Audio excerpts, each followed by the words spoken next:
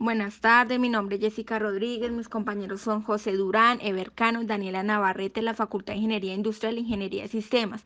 A continuación abordamos conceptos como la capacitancia, que es la carga que se almacena dentro del capacitor sobre el voltaje, está la resistencia, que es la diferencia de potencial aplicada a un conductor entre la corriente que pasa por este mismo conductor, está la corriente eléctrica, que es la relación del flujo de la carga, como por ejemplo la batería cuando se enciende el interruptor, están los resistores y los capacitores, estos tienen una conexión en serie que es la que va una detrás de la otra, esta es la conexión en paralelo, que es la que van conectadas en ramas, están los circuitos RC, que es la FEN, la fuente, la E, que es la batería que está en voltajes, el interruptor si está abierto o está cerrado, la resistencia en ohmios, el capacitor, que es la que almacena la carga.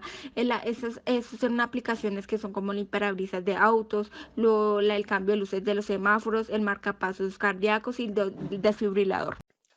Siguiendo el trabajo de mi compañera, encontramos los conceptos de qué es un condensador. Un condensador, también conocido como capacitor, es uno de los componentes electrónicos pasivos como las resistencias.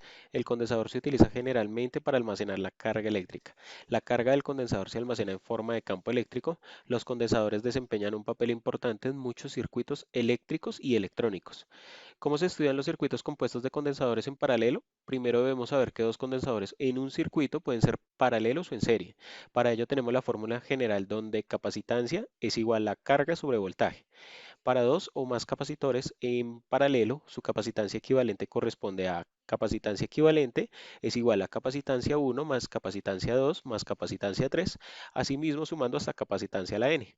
N es la cantidad de capacitores que se encuentran en paralelo. Los voltajes para los capacitores en paralelo son iguales y sus cargas varían. Cómo se estudian los circuitos compuestos de condensadores en serie, primero debemos saber que dos condensadores en un circuito pueden ser en serie o en paralelo. Para ello tenemos la fórmula general donde capacitancia es igual a carga sobre voltaje. Para dos o más capacitores en serie, su capacitancia equivalente corresponde a capacitancia equivalente es igual a 1 sobre capacitancia más 1 sobre capacitancia 2 más 1 sobre capacitancia 3. Eso mismo hasta llegar a 1 sobre capacitancia a la n. Todo esto elevado a la menos 1, donde N es la cantidad de capacitores que se encuentran en serie. Las cargas para los capacitores en serie son iguales y sus voltajes varían. Siguiendo las preguntas de mi compañero José Durán, encontramos que la resistencia es una medida de la posición de flujo de corriente en un circuito eléctrico. Estas resistencias pueden estar medidas tanto en serie como en paralelo. Las resistencias en serie en un circuito se miden como la resistencia equivalente es igual a la suma de todas sus resistencias y las resistencias en paralelo es 1 sobre la resistencia 1 más 1 sobre la resistencia 2, así sucesivamente hasta 1 sobre la resistencia n elevado a la menos 1.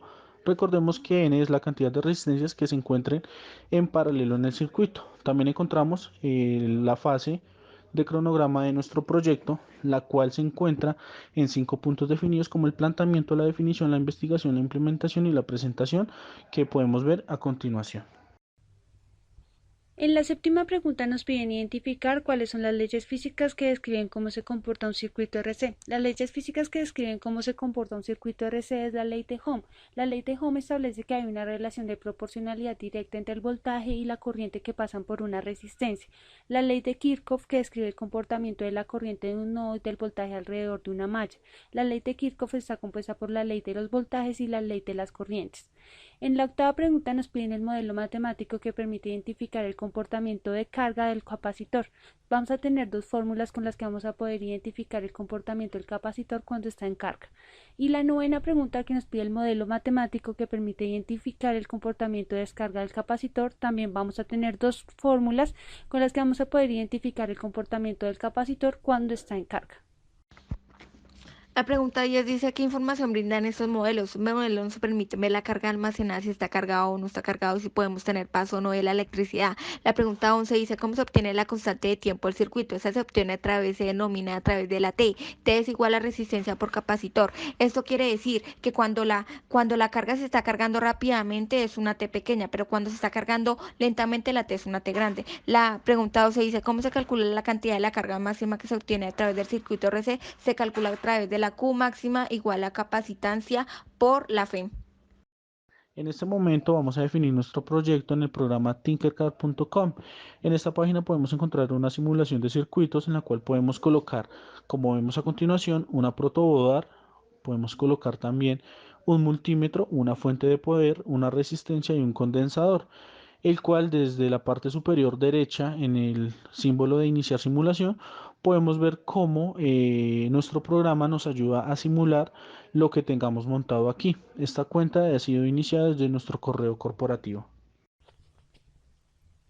Luego de hacer prácticas en Tinkercad, el grupo en común acuerdo decide enfocar el proyecto en el montaje de un flash de cámara fotográfica, de manera que se inicia con la investigación de los elementos y tipo de conexiones que se requieren para el montaje, pudiendo observar dos tipos de montajes: uno básico, que requiere un pulsador o interruptor para que el LED encienda o apague, y un montaje más complejo que requiere de un temporizador que hace que el LED se encienda y se apague en un tiempo determinado.